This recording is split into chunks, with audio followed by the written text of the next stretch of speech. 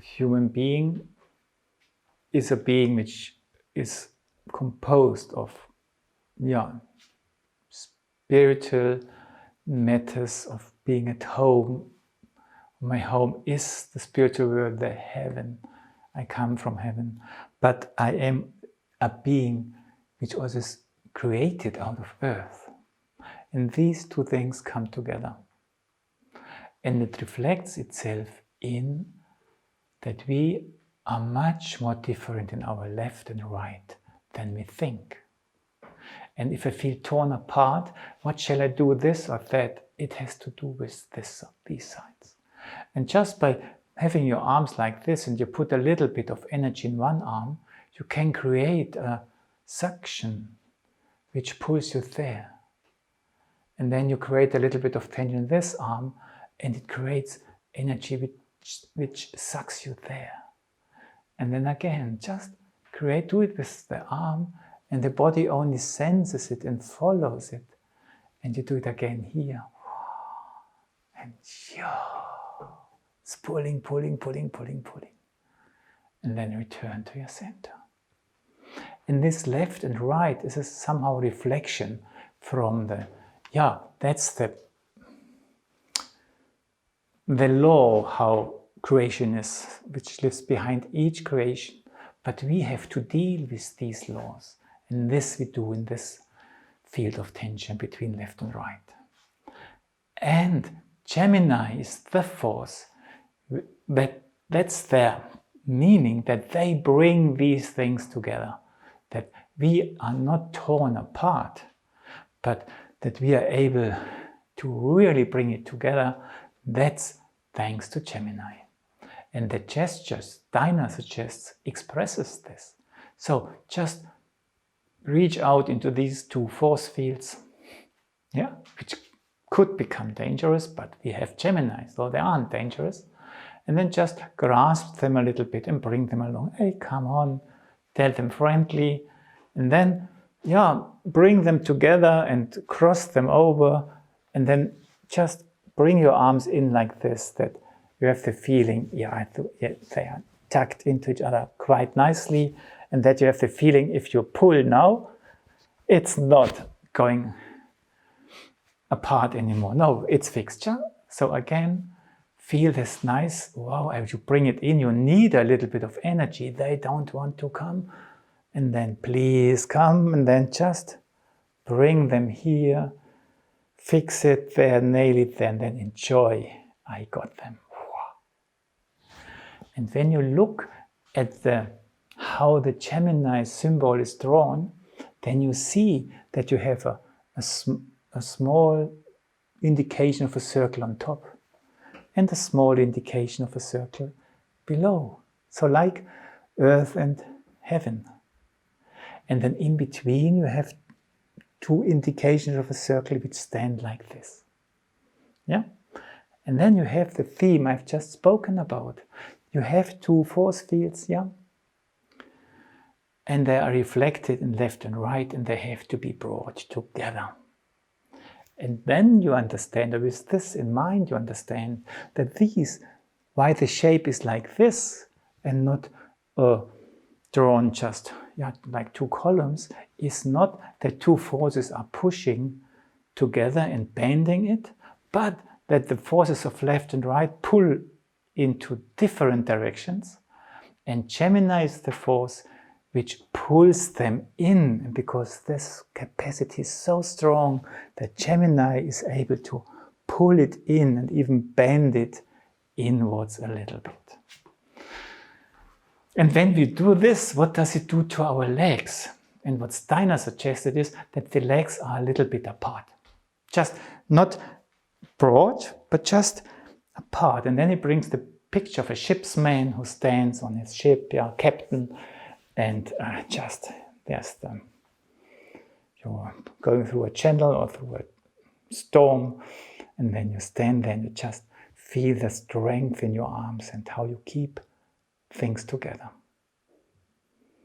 And when you do this, and when in your upper system you bring things together, what happens in your lower system? It's polar. It's creating this energy.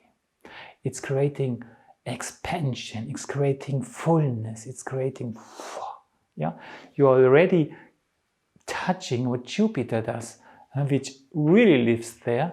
And now this Mercury Gemini force enters its realm, and Jupiter just says, great, let's go for it, yeah? And just stand here, and that would be the exercise, or that what you could detect, that you stand, you grasp the left and right forces, you bring them in, and you use a little bit of power to bring them in, and in your legs, another force comes into being which really makes them strong, broad, and yeah? And they just become not just a column, they become full of fullness. And can you feel what your feet do? That how they touch the earth, that they really try to cramp into the earth because the pulling apart of the legs becomes so strong. Last try. In detecting the Gemini gesture, you just stand. You are just an ordinary being, but then you activate Gemini.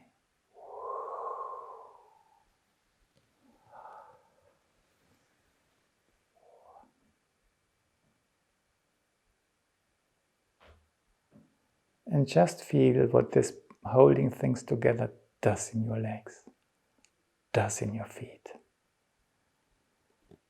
And what comes out of that for your stability and joy of life and self-confidence. And then let go and breathe. And when you do the ha, which is a sound which opens so much, ha, we must realize, or we are allowed to realize, it happens in a force field which keeps things together. So we are allowed to open up because it's not just flowing away. It's taking place in this force field which makes things whole. And when we do the ha once again, try to keep in mind that Gemini is caring for our ha. So again, bend the legs a little bit. Just do this ka ha. Just remember this wonderful Gemini experience while enjoying the ha. And then let go. And just feel what it feels like to stand like that. When the heart takes place in a force field which has this direction, containing our oneness, bringing it together, then now we understand why the L gesture is so different from the heart gesture, although it looks pretty similar. I briefly show you the L gesture once. Let's just try it. It seems so similar. You go down, you're close to your thighs, and then you come up with the choice, and then it opens up. Wow! It rises, and then it, enters the sphere of the light, and then it comes down again. And it's a letting go, and then it starts again. Up, high, wide. And when you do the ha, it could look similar. But the ha is not a circle of life, as the L tries to express. It's a one-way thing. The I belongs to it. One way, you can go this way or that way, forward, or backwards. Walk your path. And that's also valid for the ha, although it looks like it goes into all directions.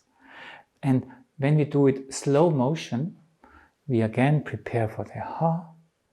We let it rise, ha. And then it's just, wow, in this direction it goes away.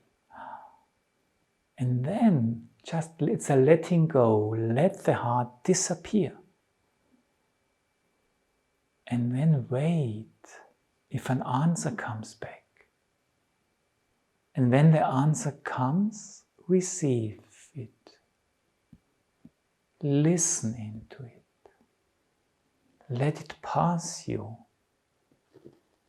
And maybe even pass it on to the earth and let it go. And when you let go and you wait again, maybe something comes back and now it's not outside anymore. It's from underneath, but it's within. And maybe from there it reaches your heart. And fills it with what you have received coming back out of the heart. Breathe and make a step. So it's like a little bit like an echo. You shout into a forest and after a while it comes back. It's still what you have shouted, but there's something in it now. Just try to have this experience. You send it away and then you wait. How long will it take? How many seconds? 10, 12, 14, until the echo comes.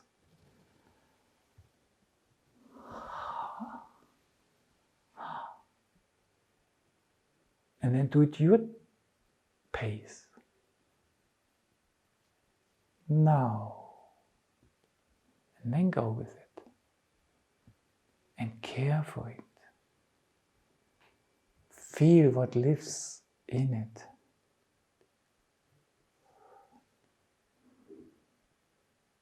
And let it flow further. And then let go and receive again what's coming now.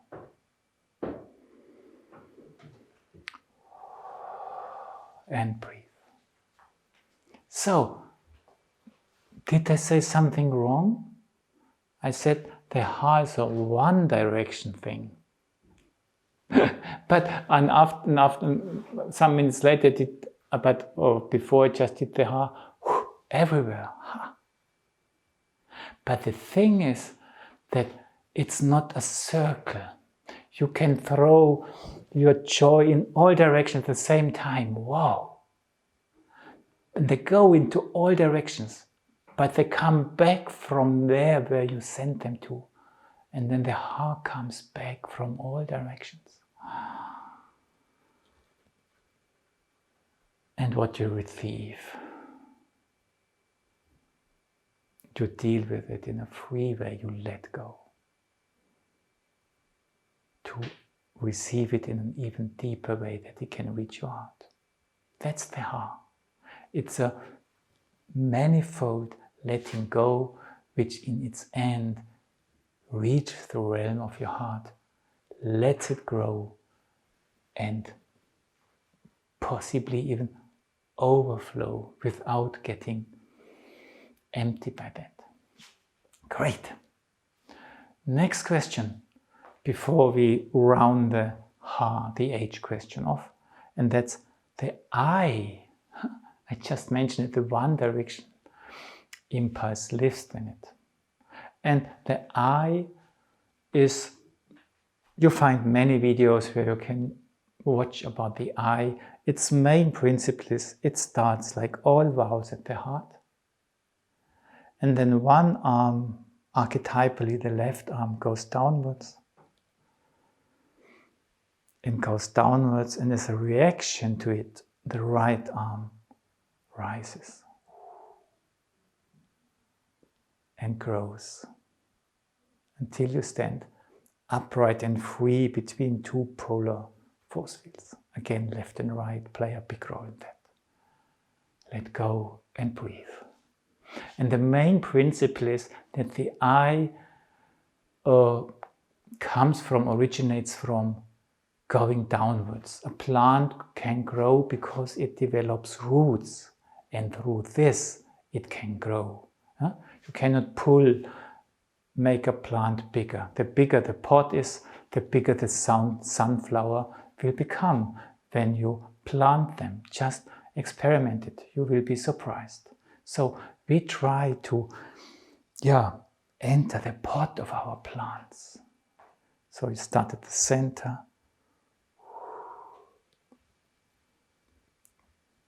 Grow into the depths. And only by going deeper and deeper you stretch the upper arm. But it's by going deeper that stretches the upper arm. And then let go.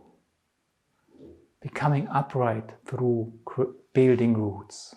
That's the principle. Grows through rooting. That's I. One other aspect, and the I, what you see, lives in the realm of tension, of risking something. You can even get, if you do it quickly one more time, if you do it like this, I go deeper, and then upper arm stretches. And if I intensify this forcefully, I go deeper and deeper, it could even bend me. And then the deepest meaning of the I is that the body reacts and says, nothing is allowed to bend me. Not even I myself are allowed to bend me. That's the true I, which then only comes into being after you have risked to become bent by yourself, walking your path. That's why life is so easy to make mistakes and anything else. Another aspect of the I, where you have this, I go my path is, so those of you who have done bungee jumping might know this feeling. You stand there and you have a rubber band in your back and you tie it to your, where you can tie it, where you have your case here, and then you tie it also to a tree or to something that you can really fix it. And then you can really do it by movement. You stand there, you feel the rubber band, you feel how it's fixed in your back, and you also have an impression of how it's fixed somewhere else behind. And then you start walking, and then you really try to stretch the rubber band, and you go forward, and you feel that the pulling becomes stronger. And after a while, you stop, and then you allow the pull to pull you back. And funny enough, you pretty close to where you started, the pull disappears and the body stops by itself. And that's also the I. You go forward, you try to go into something. And there's this opposite quality as well, pulling you backwards. And when it pulls you back, you can even sense the wind. You don't have to work anymore. Wow. The German word Ich is hidden in this principle. And when we now do the Ha, and after this we will sit down just to listen to the resonance, then have in mind that this I principle is the principle which gives the Ha its force. But how can such a movement give its force to the Ha? We only do the Ha. And then you realize it's not physically that it's giving its force, but it gives the Ha its meaning. And if you feel meaning in what you do, you develop much, much more force.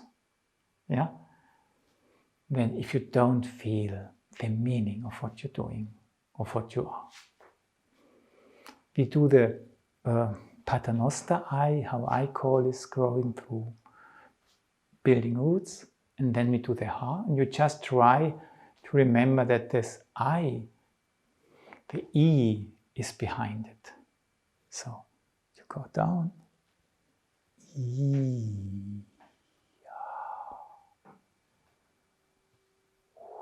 downwards, down, and feel how this going downwards lives in your uprightness.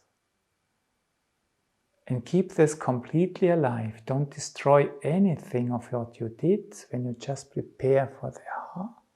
Bringing left and right together, preparing your thighs, and then thighs, hard, ha.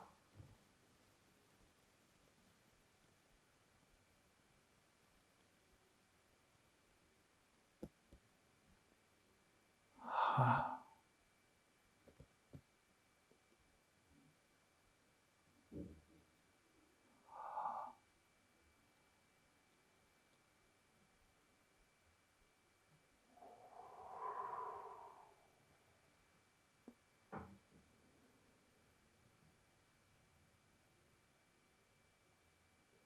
How does it feel to stand there now?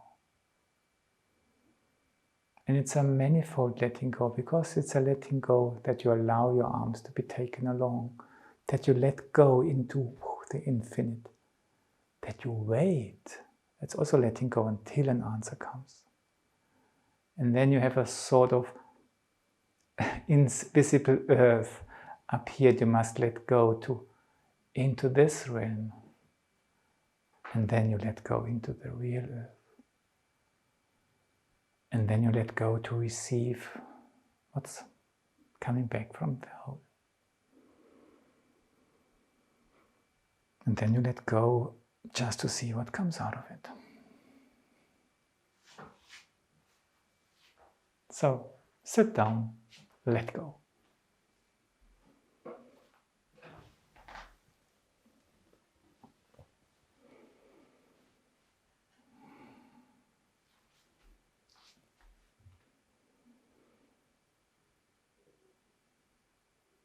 What are the first impressions you get from your body?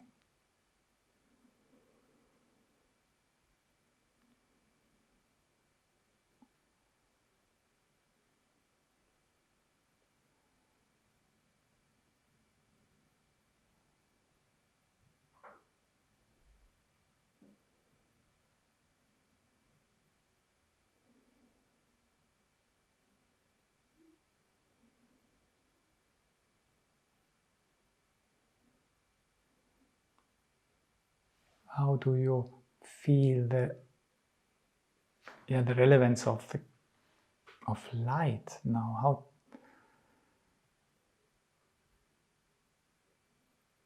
in which way could you speak of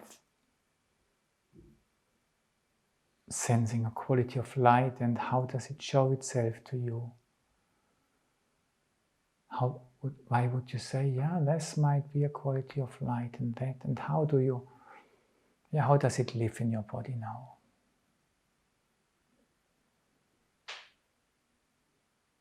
And it can be very warm and everything, but you can still search for, it's just another level you are opening your eyes towards you.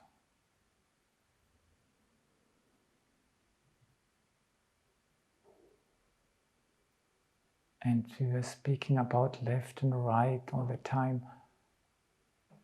How predominant is left and right at the moment? Or how much do you feel yourself as an entity?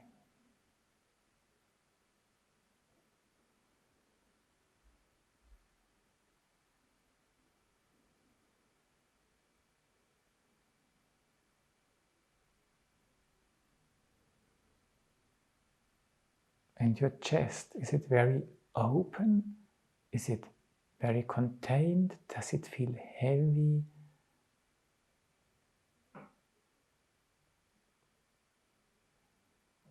Does it feel flexible? Does it feel like a specific form?